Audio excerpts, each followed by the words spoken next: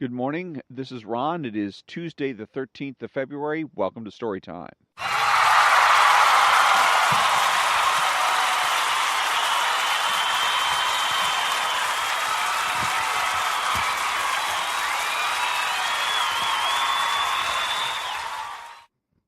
And this morning, Chapter 9 of The Virtue of Selfishness by Ayn Rand, called The Cult of Moral Grayness.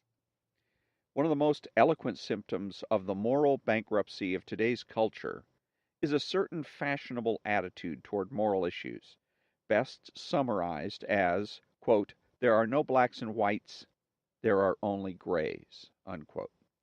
This is asserted in regard to persons, actions, principles of conduct, and morality in general.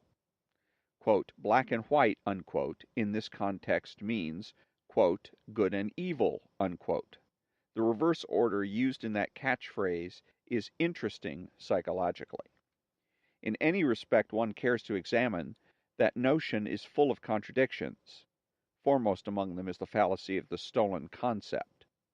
If there is no black and white, there can be no gray, since gray is merely a mixture of the two. Before one can identify anything as, quote, "gray," unquote, one has to know what is black and what is white. In the field of morality, this means that one must first identify what is good and what is evil. And when a man has ascertained that one alternative is good and the other is evil, he has no justification for choosing a mixture. There can be no justification for choosing any part of that which one knows to be evil. In morality, quote, "black," unquote, is predominantly the result of attempting to pretend to oneself that one is merely, quote, "gray," unquote. If a moral code, such as altruism, is, in fact, impossible to practice, it is the code that must be condemned as black, not its victims evaluated as gray. If a moral code prescribes irreconcilable contradictions, so that by choosing the good in one respect, a man becomes evil in another, it is the code that must be rejected as black.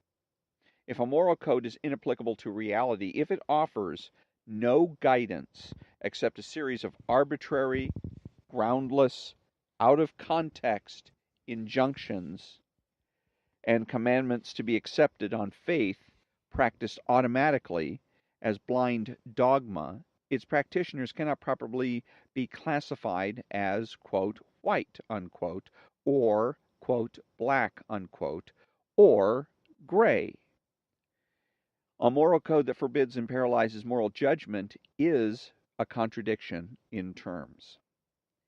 If in a complex moral issue a man struggles to determine what is right and fails or makes an honest error, he cannot be regarded as, quote, "gray," unquote. Morally, he is, quote, "white," unquote. Errors of knowledge are not breaches of morality. No proper moral code can demand infallibility or omniscience. But if, in order to escape the responsibility of moral judgment, a man closes his eyes and mind, if he evades the facts of the issue and struggles not to know, he cannot be regarded as, quote, "gray," unquote. Morally, he is as black as they come.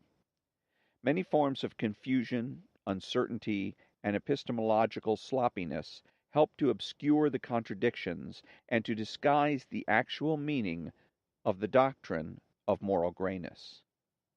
Some people believe that it is merely a restatement of such bromides as, quote, "nobody is perfect in this world," unquote, i.e., everybody is a mixture of good and evil, and, therefore, morally gray. Since the majority of those one meets are likely to fit that description, people accept it as some sort of natural fact, without further thought. They forget that morality deals only with issues open to man's choice, i.e., to his free will, and, therefore, that no statistical generalizations are valid in this matter. If man is gray by nature, no moral concepts are applicable to him, including grayness. and no such thing as morality is possible. But if man has free will, then the fact that 10 or 10 million men made the wrong choice does not necessitate that the 11th one will make it. It necessitates nothing and proves nothing in regard to any given individual.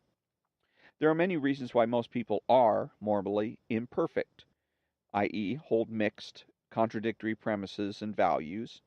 The altruist morality is one of the reasons, but that is a different issue.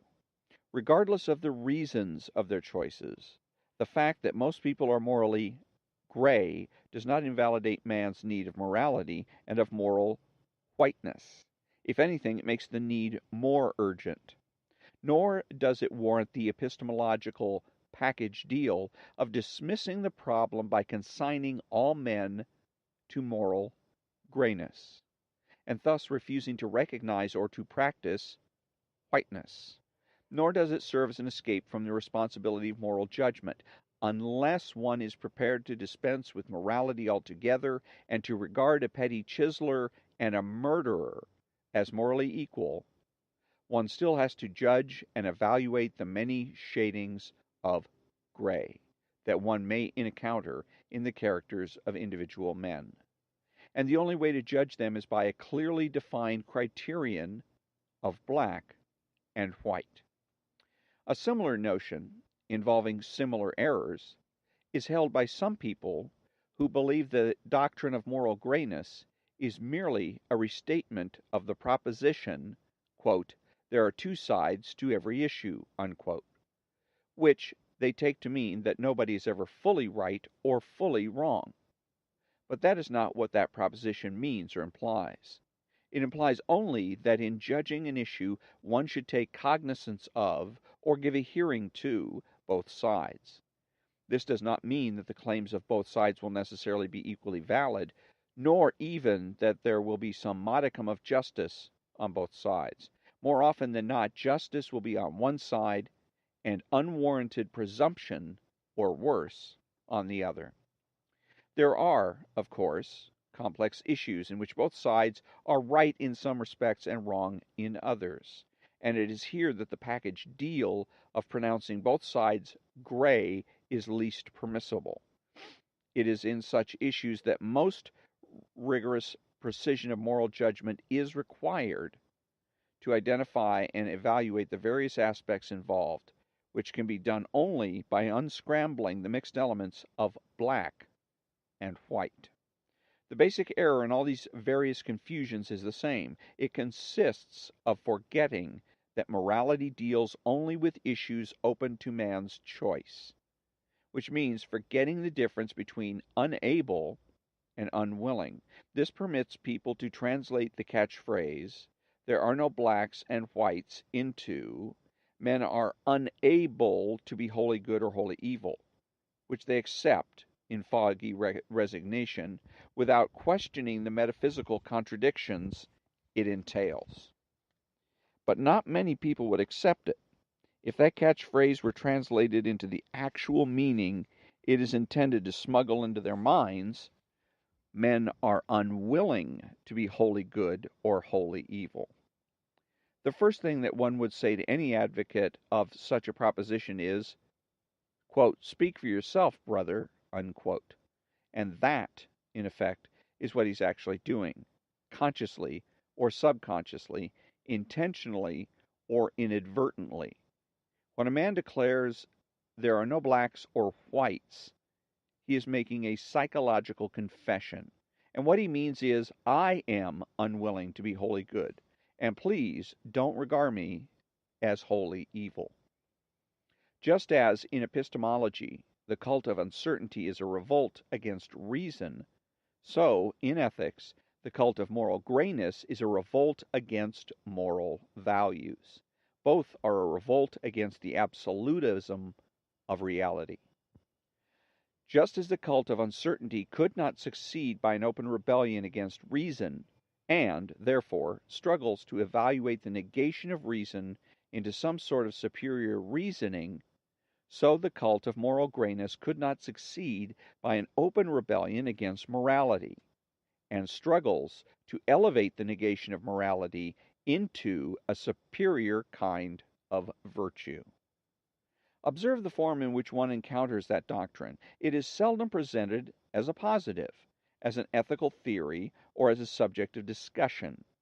Predominantly, one hears it as a negative, a snap objection or reproach, uttered in a manner implying that one is guilty of breaching an absolute so self-evident as to require no discussion. In tones ranging from astonishment to sarcasm to anger to indignation to hysterical hatred, the doctrine is thrown at you in the form of an accusatory, quote, "Surely you don't think in terms of black and white, do you?" unquote. Prompted by confusion, helplessness, and fear of the entire subject of morality, most people hasten to answer guiltily, quote, "No, of course I don't," unquote. Without any clear idea of the nature of the accusation, they do not pause to grasp that accusation is saying, in effect, "Surely you are not so unfair as to discriminate between good and evil, are you?" Or, quote, "Surely you are not so evil as to seek the good, are you?" unquote. Or, quote, "Surely you are not so immoral as to believe in morality," unquote. Moral guilt, fear of moral judgment, and a plea for blanket forgiveness are so obviously the motive of that catchphrase that a glance at reality would be sufficient to tell its proponents what an ugly confession they are uttering. But escape from reality is both the precondition and the goal of the cult of moral grayness. Philosophically, that cult is a negation of morality, but psychologically, this is not its adherents' goal. What they seek is not amorality, but something more profoundly irrational, a non-absolute, fluid, elastic, middle-of-the-road morality. They do not proclaim themselves beyond good and evil. They seek to preserve the advantages of both. They are not moral challengers, nor do they represent a medieval version of flamboyant evil worshippers. What gives them their peculiarly modern flavor is that they do not advocate selling one's soul to the devil. They advocate selling it piecemeal, bit by bit, to any retail bidder. They are not a philosophical school of thought.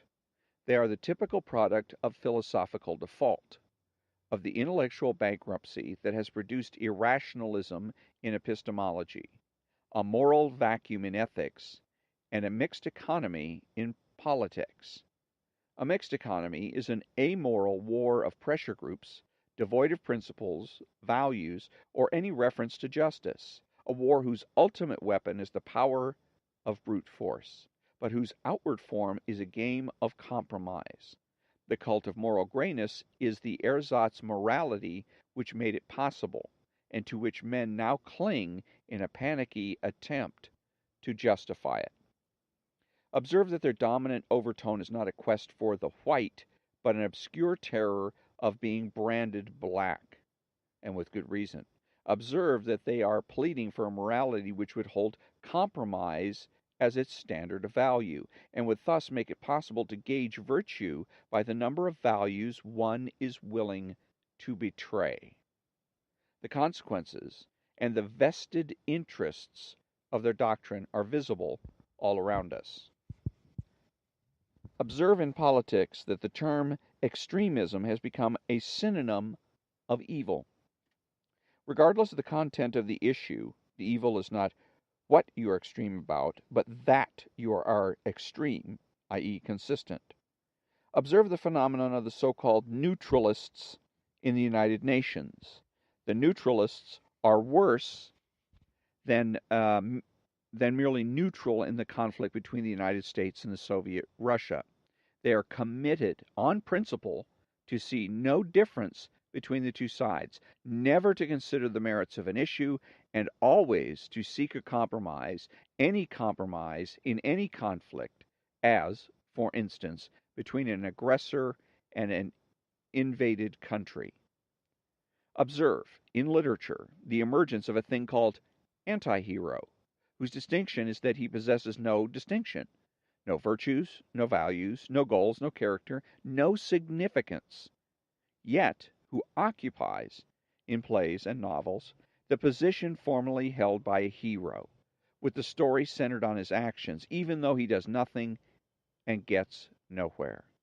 Observe that the term good guys and bad guys is used as a sneer, and, particularly in television, observe the revolt against happy endings. The demands that the bad guys be given an equal chance and an equal number of victories. Like a mixed economy, men of mixed premises may be called gray, but in both cases the mixture does not remain gray for long. Gray, in this context, is merely a prelude to black. There may be gray men, but there can be no gray moral principles. Morality is a code of black and white. When and if men attempt a compromise, it is obvious which side will necessarily lose and which will necessarily profit. Such are the reasons why, when one is asked, quote, "Surely you don't think in terms of black and white, do you?" unquote, the proper answer, in essence, if not in form, should be, quote, "You're damn right I do," unquote. And that was chapter 9 of The Virtue of Selfishness, about the cult of moral grayness. And again, it was a column that was written back in the 60s, and so many of the chapters in here. This one was actually written in June of 1964, and so many of the chapters in her book were written back in the 60s and early 70s about issues that were relevant at the time, and I find that they continue to be relevant today, that the cult of moral grayness continues. I remember a time when I was at work, and I was saying something about a person that I found to be a rather unsavory character, and one of my coworkers shouted at me, "Don't judge!" And I wanted to say, and I think the right answer at that particular point is, why not? You do. Or, why not? You are. Because that's basically exactly what they're doing at that particular point. I'm being judged for judging. Because judgment and exercising judgment is inescapable. Existence is primary. We can and do know things with certainty, and therefore we have to judge. Hundreds of times every day, we ask ourselves the question, what should I do? From the time we get up in the morning until the time we go to bed at night. And all of that involves judgment. There's no way to compromise. There's no way to gray. For instance, getting up in the morning. Either you're going to get up or you're not. There's no middle ground there. And for everything else, it's equally black and white. And so that concludes this episode of Storytime. And tomorrow will be another Storytime Extra. And until then, thank you very much for joining me, and have a great day.